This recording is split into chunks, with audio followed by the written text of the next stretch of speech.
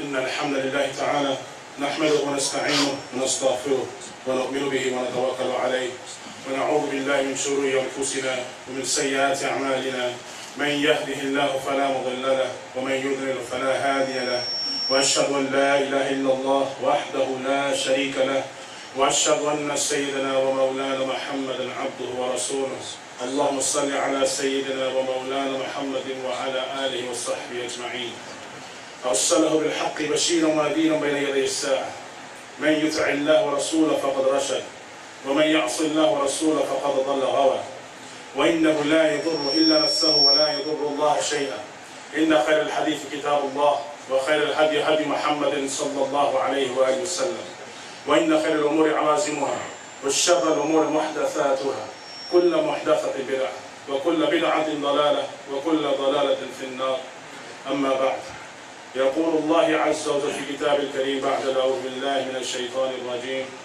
يا أيها الذين آمنوا اتقوا الله حق تقاته ولا تموتن إلا وأنتم مسلمون يا أيها الناس اتقوا ربكم الذي خلقكم من نفس واحدة وخلق منها زوجها وبث منهما رجالا كثيرا ونساء واتقوا الله الذي تساءلون به والأرحام إن الله كان عليكم رقيبا يا أيها الذين آمنوا اتقوا الله وقولوا قولا سديدا يصلح لكم أعمالكم ويغفر لكم ذنوبكم ومن يطع الله ورسوله فقد فاز فوزا عظيما ثم ما بعد.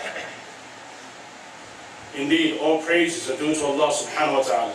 We praise Him, we seek His assistance, and to Him and only Him do we turn in repentance. We seek the forgiveness of Allah from the evil of ourselves and from the evil of our actions. And whomsoever Allah guides, none can mislead. And whoever is led astray, there is no guide for him. We testify that there is none worthy of worship except for Allah subhanahu wa ta'ala. And we testify that Muhammad Rasulullah sallallahu alayhi wa sallam is the final and beloved messenger of Allah subhanahu wa ta'ala. My dear respected brothers and sisters in Islam, welcome to Yawm al-Jum'ah, the best day of the week. On this 24th day of Rabiul Awwal, 1,437 years after the hijrah of our beloved Prophet Mohammad sallallahu alayhi wa sallam, Allah subhanahu wa ta'ala has gathered us here on a very cold and frigid day, and inshallah ta'ala to try to keep ourselves warm internally, spiritually, and every other way that we can think of. I want to go into the life and the beautiful example of Muhammad sallallahu alayhi wa sallam, the Prophet alayhi salatu wasalam. It is said that one of the best ways to learn is learning through biographies. And the reason why they always speak out on biographies, it's real life lessons, because there are proven methods that are taking place within that biography, and we want to get to that same place that that person had achieved and maybe even surpass that other person. And so we think today when we think about biographies, of the things that we always try to read and always try to reach, is success in terms of wealth, materialistic wealth. If you were to ask me who is the best investor, you probably know many investors, and you probably want to read the biography of those investors, how they came and how they accumulated all this real estate. You want to probably read about companies, how they became so huge, where they were little, like for example, Dell company started off in a garage, and now look at Dell company. Any company that you probably want to read the history or the biography. One of the most powerful biographies that you can read as a Muslim is the biography of Malcolm X. Very powerful, mashallah, tabarakallah. He gives you a journey of his life and how the transformation in his life took place. But above and beyond, that's a contemporary one. Above and beyond that, the most well-documented biographies of all times is the biography of Muhammad sallallahu alayhi wa sallam. Is the seerah of Muhammad sallallahu alayhi wa sallam. When you read it, you'll understand step by step on how to transform society. We look at society today, and we see the evils that are taking place. We see the Muslims under oppression in anywhere you go. And subhanAllah, our brothers and sisters in Iraq and Syria and Aleppo, they're suffering. Many of them are suffering. Over thousands and thousands upon thousands are dead and trapped. The people who are going into out there being hurt and not being allowed to leave. And they're trying to help them. There is so many problems going on in the Muslim world. And what we have to do is we have to reverse that wheel. We have to go back And I'm telling you right now, if you just look into the mirror is going to tell you what the problem is. The Prophet ﷺ said that what I fear for my ummah is my ummah is going to be too busy with this world, with the belongings of this world, with the materialistic wealth that this world that brings and begins, and our life begins with it. And everything that we were taught from there, yay high, is you need to excel in your school, and you need to excel in your studies, and you need to excel and get to the best colleges and best universities, and get into best companies, and get the best jobs, and do the best at everything on that side. And yet, we know that billionaires and trillionaires, and well, maybe not trillionaires, but billionaires and millionaires that we know that have so much wealth, they're unhappy. They're unsatisfied. They're unsatisfied. There's something there that they're missing. There's a link that they need. They don't realize the true purpose of this world and living in this modern technological revolution that we live in. A little phone app can make you into a billionaire. A little app can do things for you, sitting in your home, not having to leave the home to do anything. And there's a few individuals across the universe that own the majority of the assets of the world. Few. And even if we go in deeper into trying to analyze this situation, and you're thinking that we can write an academic paper, we can write that academic paper based on the seerah of Muhammad sallallahu alaihi wasallam. Let me reverse the time. Let me take you a little before the birth of our beloved Prophet Muhammad sallallahu alaihi wasallam. In 5th century Mecca, this city had something that was very beautiful. One of the first things it has in its claim to fame was the Kaaba. Our beloved Prophet Ibrahim ﷺ, alongside his son, he established the Kaaba. He built the Kaaba. The mushrikun of Arabia, once he left, and generations upon generations after, the mushrikun of that area, the Meccans, were idol worshippers. They were pagans. And they became that center of that society where they were the ones that were making the rules. And of the rules that they made was that this is a sanctuary of Allah subhanahu wa ta'ala. That this is a sanctuary, and in this place, every single person that is here, that comes here to visit it, and every single person that comes from outside, they're going to be safe here. There is no hunting, there's no killing, there's no fighting, there's nothing of this sort that is going to take place in this land, in this house of Allah subhanahu wa ta'ala. Their problem was not that they did not believe in Allah, their problem was that they associated partners and idols with Allah subhanahu wa ta'ala. That was their major issue. But they opened it up for everyone to come. The Jews, the Christians, the Magians, the fire worshippers, everybody could come and they could worship, do your own religion, whatever you want to do it, leave us alone, go away. This was the model. The second major thing that the Meccans were able to do in that area was to make it a land where business would be the leaders of that area. Meaning, you can come and you can sell anything that you want here. If you wanted to make the biggest profit in the world, you would go to Mecca and set up your cart there, set up your business over there. Whatever you bought, whether you bought it for $1, you could sell it for $10,000, $20,000, whatever. Unregulated markets available for you. Trade as much as you want. Make as much as you want. This was Mecca. The thing that allowed Mecca to be a little bit more dynamic, it was pluralistic. It became multiracial and multicultural. People were coming from Syria and Yemen and different parts of Africa and China even, all over the world where people were coming to Mecca to make their trade, to make money, to make business. And this was 5th century Mecca at that time. 5th century Mecca at that time. Does that sound a lot like to you 21st century North America, Western world? 21st century North America, Western world, including Europe. What is the basis here? Anybody can come, free market to a certain degree. You apply for a visa, you can come. Once you get here, free market, just like the Arabian of Mecca, Arabia of Mecca. You can come in here, you can trade. All cultures, all belief systems, all origins, all racial profiles, all are welcomed here. They can come, they can do business here. You worship whatever you worship, whenever you worship, do whatever you want. Don't disturb the fabric of our society, which is making money, materialistic possession. That is the fabric of our society. Even here in this masjid, you can see around you, multiracial, multicultural people from all over the world in Islam coming here to the United States of America for what? Fulus, money, business. Whoever you go outside of the United States, I'm pretty sure you have relatives and you have friends and family members that always give you a call, when are you going to apply for my visa? So I can come and become a millionaire like you are. They think that everybody who sits in the United States of America or in Europe is a millionaire and a billionaire. That once you come into this world, once you come to you leave the East behind, you come here and you have. One of the other things that they said was security. So what here? They said, yes, everybody can come here and we'll keep you secure. But you have to pay the taxes. Same thing in Iran. You pay the taxes, they made it a safe haven for you, they made it secure. Same ideology, same processes. Almost 1,500 years later, same thing happening.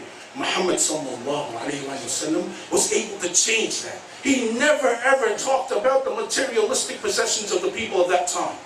What did he change? He changed their ideology. He changed their mindset. He changed the way they thought about everything. He started with the mind. It is all in the mind. It all begins with the mind. And one of the first things that he wanted to do was to bring in the tawheed of Allah subhanahu wa ta'ala. A great historian says in the history of Turkey, this is a man who had very little in resources. He had a great purpose. The great purpose that he had was to worship Allah alone, do not associate any partners with him, with Allah subhanahu wa ta'ala. Very little resources, very little money, very few men to start with, very few sisters to start with. But the successful results are unparalleled. From nothing to 1.6 billion, and mashallah, tabarakallah, even after all the killings that are taking place in our Muslim men, still growing. Allahu Akbar. Still growing. Allahu Akbar. This is the ummah of Muhammad sallallahu alayhi wa sallam. This is our beloved Prophet Mohammed sallallahu alayhi wa sallam, where he changed the ideology, and the first thing that you need to do is make sure that you are accountable to Allah subhanahu wa ta'ala at all times. Why am I saying this? When a person commits a crime, when a little act becomes a crime or not become a crime, if a person knows it's a crime, do you think most people know when it's a crime or not? Whether it's outside. When you want to take somebody's money, when you want to take something that's lying outside, somebody forgot it, you pick it up, you snatch it. Did you not know at that time what was right and what was wrong? When it's salah time, when it's time for salah, spiritually speaking as well, it's time for salah now, you decide to make it or you decide not to make it. You have that choice. So the accountability is on ourselves. This was the first and most important thing the Prophet ﷺ started with.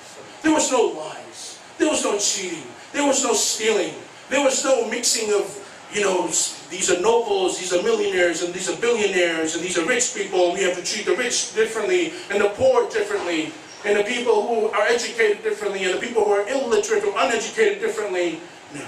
Everyone was equivalent in the sight of Allah subhanahu wa ta'ala. You pick whether you want to be a believer and be accountable to Allah subhanahu wa ta'ala, or you pick the other side where you are not a believer and you are still accountable to Allah subhanahu wa ta'ala, but unfortunately you will not be on the right side of the fence on that day. The first thing that you start with is accountability. So much so that Muhammad sallallahu alayhi wa sallam, he said to his own beloved daughter Fatima radiallahu ta'ala anha, said, don't think for a second that you're going to be able to get into Jannah because you are the daughter of the Messenger of Allah subhanahu wa ta'ala. Know that if you do get in, you will get in for what you have brought forth of your own deeds, of your own actions, of the things that you were supposed to do. This is the number one thing, the accountability to Allah subhanahu wa ta'ala. Number two, and I'm summarizing this, number two thing that he brought from the ideology state was being truthful. Muhammad sallallahu alaihi wasallam, from the time he was born until the time he received the revelation, he was known to be Sadiq al-Amin, the one who was truthful and trustworthy. So much so that the people relied on him so much that he was their bank, he was their trust, he was their depository, he was their attorney, he was wakil, he was everything. He was holding everybody's most prized possessions. He was holding on to them. And any time they wanted a matter to be resolved, they would go to him because they knew that his judgment would be fair. And this is before the revelation of Allah subhanahu wa ta'ala came to him. So when the truthful came, when the revelation was revealed to him, all it did was solidify, and it gave us our structure of Islam today. The truthfulness has to be a part of us at all times. The Sahaba asked him some questions. They said, can a Muslim be a coward? Can a Muslim be a coward? Meaning tomorrow the FBI shows up in your house, you feel a bit scared. Can you be a coward? Absolutely. Yes, you can. Another question was asked, can a Muslim commit adultery? And he said, absolutely yes, a Muslim can commit adultery as well. So then he was asked, what is there that a Muslim can't do? And it was said that the Muslim cannot lie. A Muslim cannot lie. A Muslim can never ever lie. And you've heard the hadith of Muhammad sallallahu alayhi wa sallam, where he says a person who continues to tell the truth will be written with Allah subhanahu wa ta'ala as a person who tells the truth. And a person who lies and stands upon those lies and continuously tells lies, he will be written with Allah subhanahu wa ta'ala as a liar. SubhanAllah. Allah, may Allah subhanahu wa ta'ala protect us from being the liars of this world. May Allah subhanahu wa ta'ala allow us to be the ones who are truthful and the ones who are truth speakers at all times. This is the Prophet ﷺ. So you start with the tawheed of Allah, believing in Allah subhanahu wa ta'ala at all times. All times, wherever you may be. And I'm telling you, there's a lot of negative rhetoric that is taking place in the political world, and then the masses are also starting this. And you see, even in this country, you see oppression amongst the Muslims. I ask you by Allah, will you leave the religion of Islam because a few people will bother you?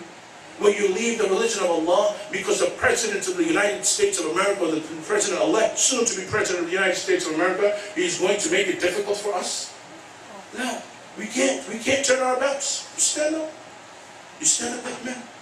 You stand up like men and women, truthful people. We have nothing to hide. The people that are doing whatever they're doing, Allah knows best, even if they're a part of us or not. But we've been implicated. And as you can see, the truth is the truth. We have the book of Allah. It hasn't been changed in 1400 plus years. It hasn't been changed. It hasn't been changed. No other religion can say this.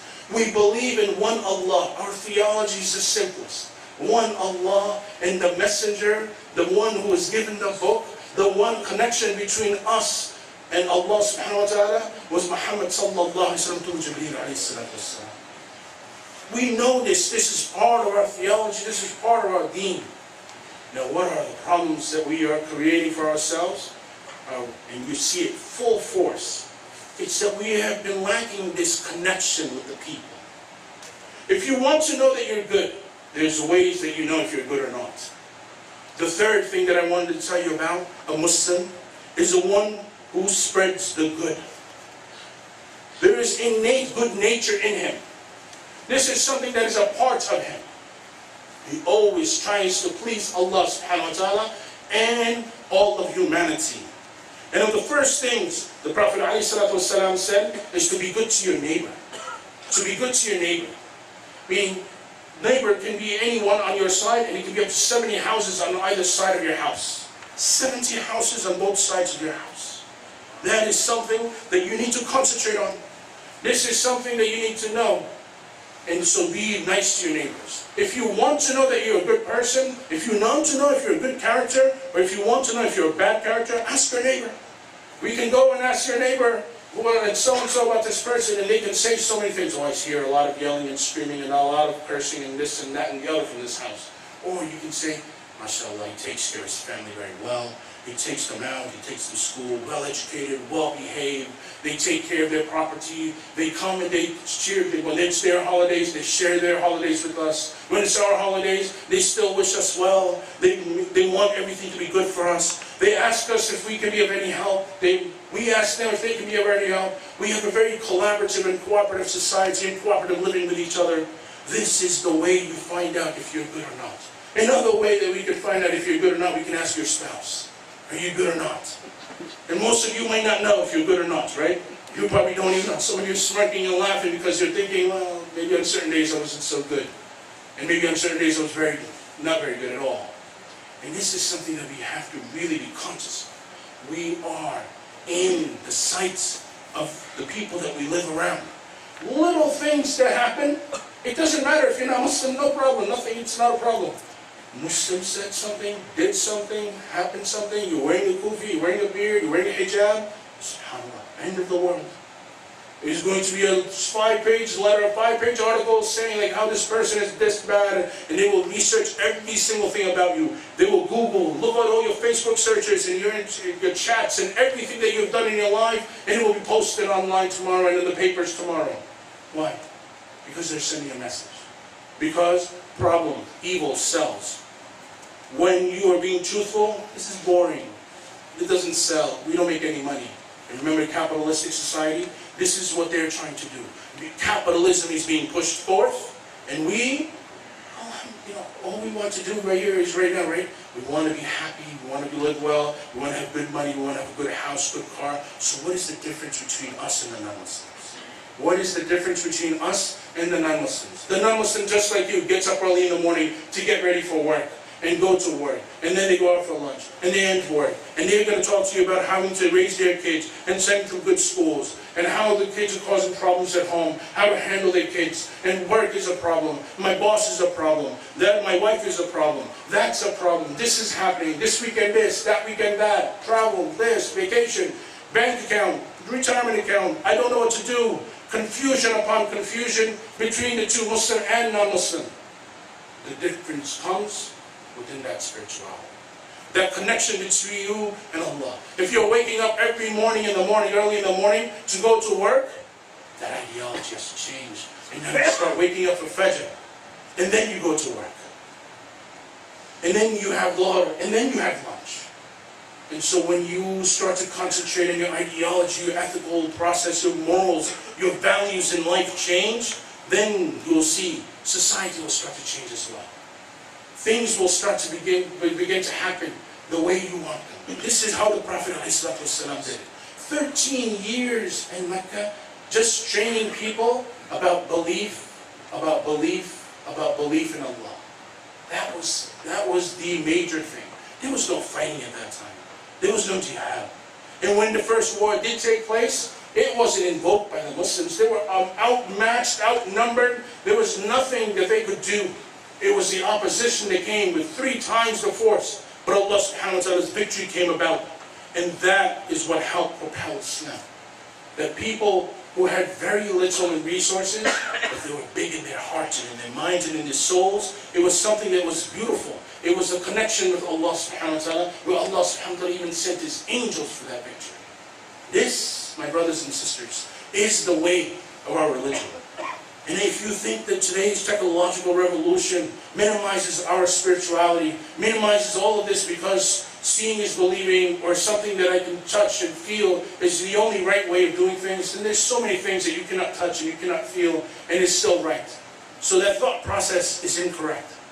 And if you think this technological revolution will last forever, read the signs of the Day of Judgment. This is not going to last forever. This world is not going to last forever the way it is right now. It is going to continuously decline. It is going to one day disappear the way you see it. It's something, the entire world is going to be transformed and it's going to be changed. The earth, my brothers and sisters, is shaking. You see hurricanes and you see tornadoes and you see earthquakes and you see all these different types of phenomena and disasters. And these are things, these are truth. These are things that are going to happen as you get closer to the end of the world, end of days. These are things, these are reminders. And if you look, and so what I'm saying today to you, you know who did this? Who sent these reminders? Noah alayhi salatu wasalam. The Prophet Noah. He proclaimed the religion, proclaimed to worship Allah subhanahu wa ta'ala for over 950 years. And 950 years later, disaster did strike. The world did get flooded. It happened. And today, we don't believe it, or we have doubts in our minds. my brothers and sisters, believe. Whatever you see in the Quran, we're so far away from the words of the Quran and the understanding of the Quran. There's stories in the Quran for us to realize that there were major powers in the world that have come about and they have vanquished and they have vanished.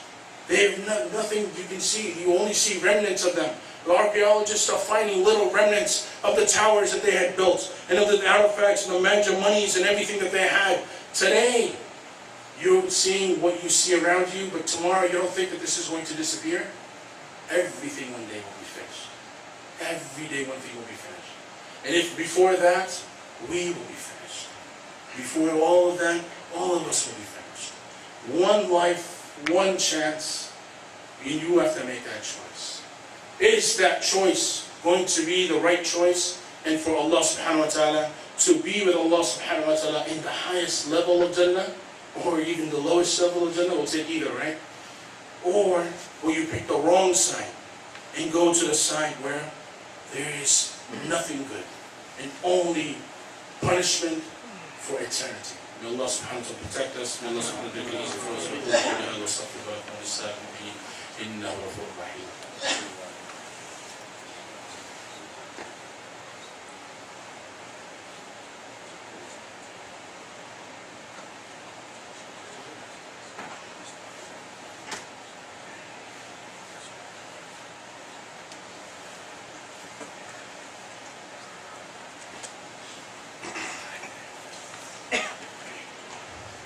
بسم الله الرحمن الرحيم الحمد لله رب العالمين والعاقبة للمتقين والصلاة والسلام على من لا نبي بعد ما بعد.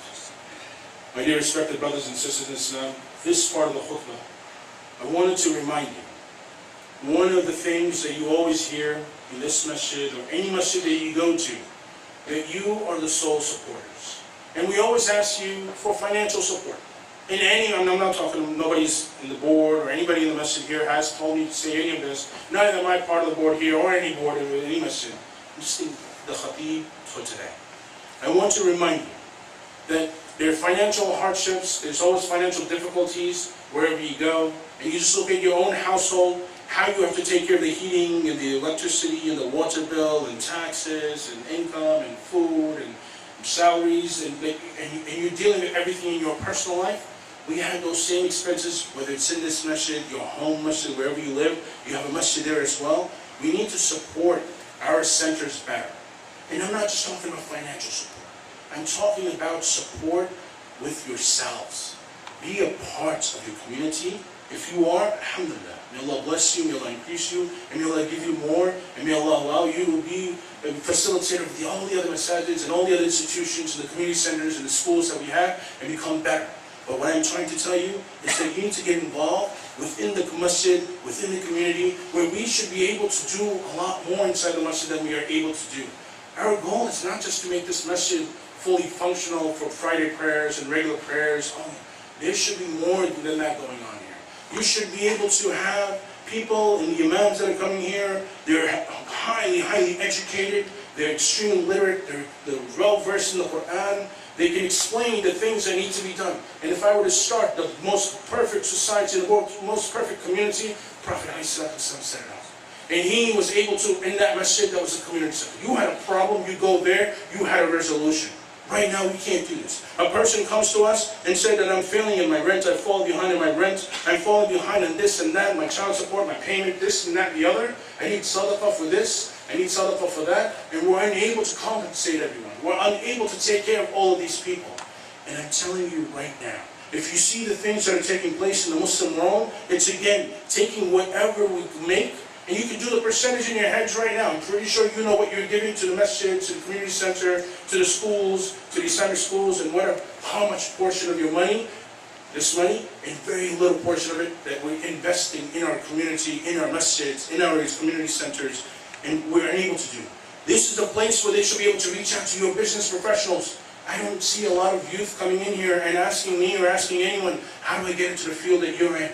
I don't see a lot of this going on anywhere. And so you need to get the youth here. People are looking for marriage proposals and nobody knows what to do. Nobody knows where to go. Everybody's confused. This confusion is because our unwillingness to either work here or in our masjid at home. And this is why I urge you today by Allah. I swear by Allah. This is our obligation, our duty upon ourselves and our community come. Tomorrow is going to be disastrous in terms of whoever the president is or whatever his proposals are. We're going to have to face them and we're going to have to struggle through them. And you're going to have Muslims that are going to be for it, against it, and a bunch of people in between. And we have to make decisions. And when we can't make these decisions, we're always going to be caught in the middle. Right? And if somebody knocks on your door at 5 o'clock in the morning and that's strange, make sure you put on a pair of pants. Because there's probably somebody from the government looking for you. Make sure when you speak to the government, if they come to your door, and it happened to me many times, 5 o'clock in the morning they want to speak to me. Right? So what you want to do is, first of all, dress up.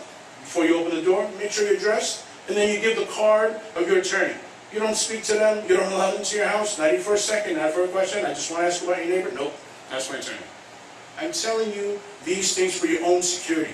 Safety of our people, our brothers and sisters, is of utmost importance. And we're going to make sure, we're going to try everything. Again, if somebody came to us and said, I need $100,000 to help our brother fight a legal case that's made up, we can't do it because we don't have the resources. Because we're just taking care of the most basic necessities, most basic needs, which is the water bill, the electricity bill, the rent, the payments, and the people that we owe money. That's all we're doing all the time.